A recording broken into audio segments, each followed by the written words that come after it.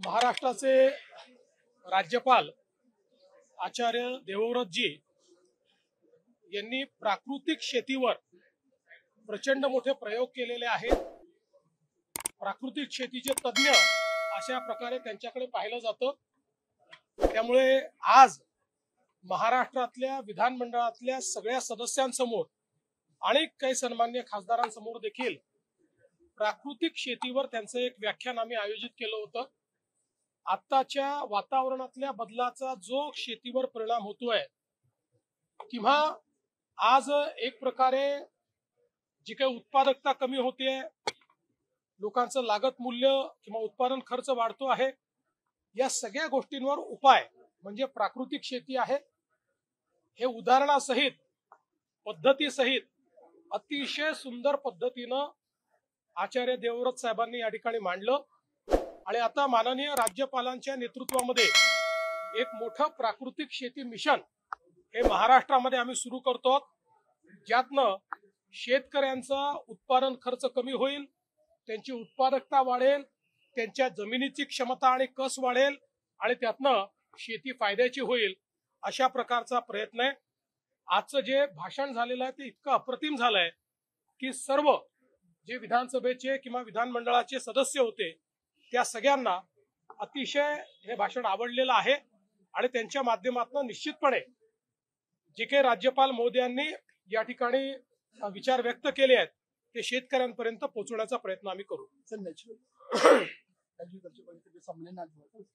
ठीक है, जो प्राकृतिक खेती के संदर्भ में महाराष्ट्र के राज्यपाल जी आचार्य देवव्रत जी का आज व्याख्यान हुआ है, वो इस क्षेत्र के तज्ञ यानी एक्सपर्ट माने जाते हैं।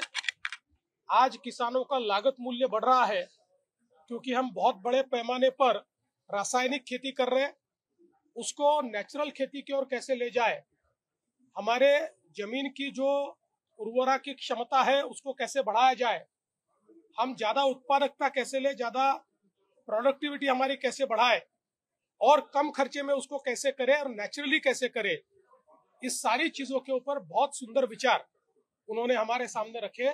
इसलिए मैं उनका बहुत बहुत आभार व्यक्त करता हूं और उनके नेतृत्व में महाराष्ट्र में प्राकृतिक खेती का एक मिशन हम लोग हाथ में लेंगे और किसानों को ये खेती फायदे की हो इस दृष्टि से हम लोग प्रयास करेंगे।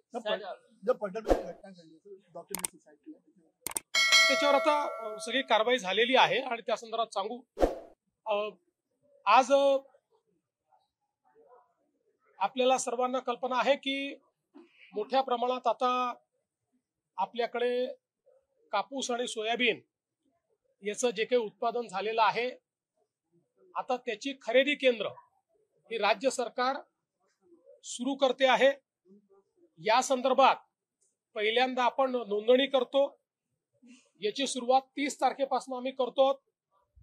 त्यामुळे सर्व शेतकऱ्यांना माझी विनंती आहे की कोणीही हमी भावापेक्षा कमी भावामध्ये व्यापाऱ्यांना माल विकू नये। आपण सगळ्यांची नोंदणी करणार आहोत आणि सगळ्यांचा माल हा आपण खरेदी करणार आहोत। त्या संदर्भात नाफेड असेल, केंद्र सरकार असेल, आपला पणन विभाग असेल, सगळ्यांनी मिळून राज्यभरामध्ये मोठं जाळं खरेदी केंद्रांचं आपण तयार केलेलं आहे।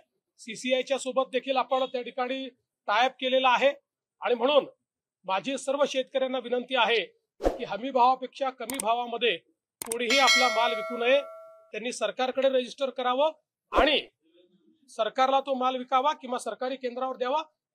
जर व्यापारी हमी भावाने तो खरेदी करत असतील तरच व्यापाऱ्यांना तो माल द्यावा।